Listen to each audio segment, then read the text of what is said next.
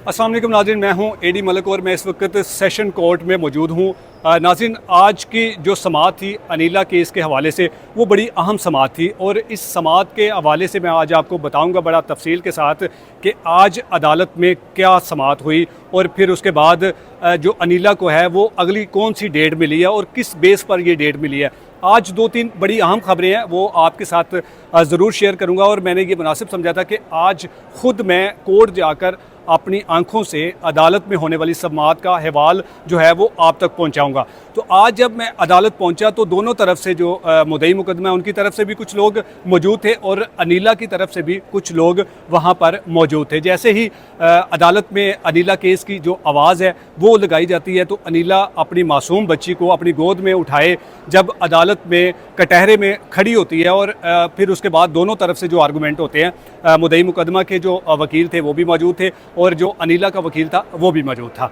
अब सबसे बड़ी जो दिलचस्प बात थी वो ये थी कि आज मैंने अपनी आंखों से जो अहवाल देखा वो ये था कि नुमान अपने मामू और अपने कज़न कासिम जो इस कत्ल केस में दोनों गवाह हैं, ये दोनों गवाह आज तो अदालत में आ रहे हैं टाइम टू टाइम, लेकिन जब इन दोनों गवाहों की ज़रूरत महसूस होगी तो ये मुझे नहीं लगता कि ये अदालत में पेश होंगे और अपने जो इन्होंने गवाही देनी है या जो इनकी गवाही FIR में लिखी गई है उसके मुताबिक ये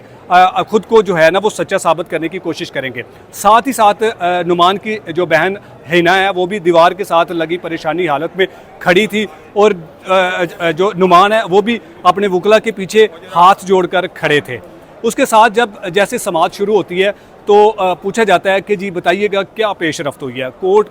जो नायब कोर्ट है वो अपनी जो रिपोर्ट है वो जज साहब के सामने पेश करते हैं और आज की इस समाअत में जो सबसे बड़ी जो खबर थी वो ये थी कि आज पुलिस ने एक ज़िमनी जो है वो अदालत में पेश की है कि ये हमने मुकम्मल तफ्तीश की है और इस तफ्तीश के बाद हमें मुल्ज़मा की गिरफ़्तारी ज़रूरी है। जज साहब ने जब ये बात सुनी तो उन्होंने बड़े मुस्कुराते हुए और अनीला की तरफ देखते हुए उन्होंने ये कहा कि किंग बेबी गोद में उठाए हुए खातून इसकी गिरफ़्तारी आखिरकार क्यों ज़रूरी है, जबकि आपने इस केस में मुकम्मल तफ्तीश जो है वो कर ली है। दोनों मुल्ज़मान जो मरकज़ी मुल्ज़म हैं जिन्होंने मकतूला अनीस बीबी को बेदर्दी के साथ कत्ल किया वो दोनों जुडिशल हो चुके हैं, तो इस खातून की जो गिरफ़्तारी है वो क्यों ज़रूरी है। मुद्दई मुकदमा के वकला की तरफ से ये कहा जाता है कि जी जो पुलिस का कहना है कि जी हमने जो मुल्ज़मा अनीला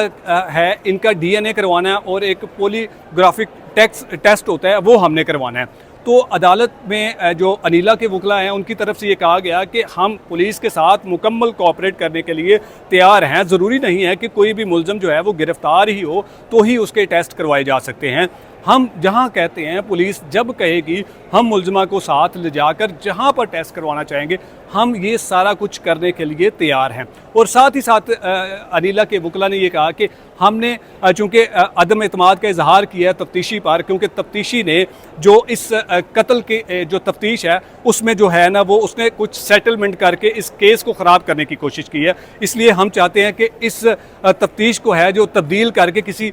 ईमानदार अफीसर के हवाले की जाए ताकि वो मेरिट पर जो है इसकी तफ्तीश की जाए। और इसके लिए हमने जो एक एप्लीकेशन DIG इन्वेस्टिगेशन को मार्क करवाई हुई है और उसमें आज हमें तलब किया गया था, लेकिन गुज़श्ता रात हमें एक कॉल आती है कि जी आपकी जो बोर्ड है वो आज के डेट में नहीं तश्कील होगा, वो कुछ दिनों के बाद होगा। तो हम जैसे ही वो बोर्ड की डेट फाइनल होगी हम आपको कॉल कर देंगे। तो जज साहब ने जब ये बात सुनी तो उन्होंने बड़ा हैरानगी का इजहार किया और उन्होंने कहा कि इस जो ये जो लोग बता रहे हैं अगर इनमें सदाकत है, उन्होंने जज साहब ने अपने स्टाफ से ये कहा कि आप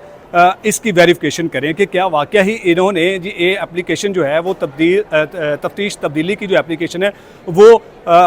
जो है वो सबमिट करवाई है या फिर हमें अदालत को गुमराह किया जा रहा है। तो अनीला के वकला की तरफ से उन्होंने कहा कि जनाब आप अपने स्टाफ से ये कह सकते हैं और आप ख़ुद भी चाहें तो अपने किसी स्टाफ को भिजवा कर इसको वेरीफाई कर सकते हैं कि जी हमने एप्लीकेशन जो है वो 5/6 को सबमिट करवाई थी और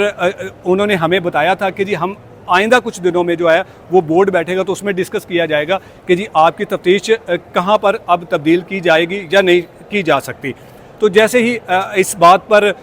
حتمی جو فیصلہ ہوا تو جج صاحب نے کہا کہ میں آپ دونوں کو 12 بجے کا ٹائم دیتا ہوں کہ 12 بجے تک آپ اس کو جو ہے نا وہ فائنلائز کریں، اس کو ویریفائی کریں کہ یہ واقعہ میں ہی اپلیکیشن جو ہے تفتیش تبدیلی کی دی گئی ہے یا پھر عدالت کو کہیں گمراہ تو نہیں کرنے کی کوشش کی جا رہی۔ تو جج صاحب نے اپنے عملے کو کہا کہ آپ مجھے 12 بجے سے پہلے رپورٹ کریں گے کہ اس میں کتنی صداقت ہے۔ عدالتی عملے نے اپنے سورسز کے مطابق اس رپورٹ کے متعلق جو ہے انہوں نے یہ رپورٹ طلب کی اور انہوں نے جا کے یہ ویریفائی کیا کہ جی انیلا کی تفتیش تبدیلی کی جو درخواست ہے وہ سبمٹ کی گئی ہے اور اس پر جو ڈیٹ ہے وہ ابھی فائنلائز نہیں ہوئی۔ تو اس کے لیے یہ سمجھا جا سکتا ہے کہ یہ جو بتایا جا رہا ہے کہ جی ہمیں مزید مہلت دی جائے تاکہ تفتیش جو ہے وہ تبدیل ہو کر کسی ایماندار افیسر کے پاس جائے اور پھر اس کے بعد جو ہے وہ تفتیش جو جب ہوگی میرٹ پر تو اس پر فیصلہ دیا جائے۔ تو جیسے ہی 12 بجے تک کا وقفہ لیا جاتا ہے، یہ سماعت جو ہے وہ 12 بجے تک ملتوی ہوتی ہے اور پھر اس کے بعد 12 بجے جب عدالتی عملہ ویریفائی کر کے عدالت پہنچتا ہے اور بتاتے ہیں جج صاحب کو کہ جج صاحب ہم نے ویریفائی کر لیا ہے کہ انہوں نے اپلیکیشن دی ہے، اور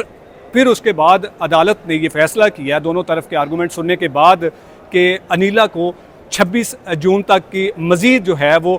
ڈیٹ مل گئی ہے، اور انہوں نے ساتھ یہ بھی جو کہا کہ پولیس کو جو نائب کورٹ وہاں پر موجود تھا کہ آپ نے 26 تاریخ تک جو ہے وہ تمام کی تمام تفتیش جو بھی ہے اس کو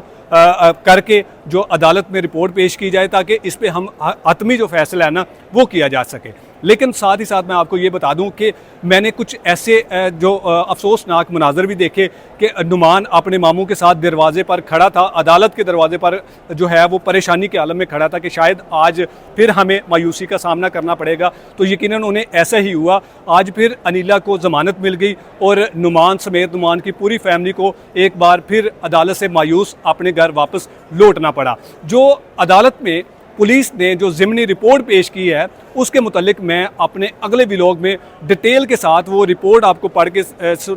سناؤں گا، بلکہ میں آپ کو دکھاؤں گا بھی کہ اس میں پولیس نے آخرکار کتنی غلطیاں کی ہیں اور پولیس نے یہ غلطیاں کر کے کس کو بچایا ہے اور اس کا فائدہ اب کس کو ہوگا۔ مزید اگلے ولاگ میں آپ کو اس ضمنی رپورٹ کے متعلق بھی بتاؤں گا۔ اب تک کے لیے یہ اہم اپڈیٹ تھی جو میں نے آپ کے سامنے رکھی۔ اسی کے ساتھ اجازت چاہوں گا، اللہ نگہبان۔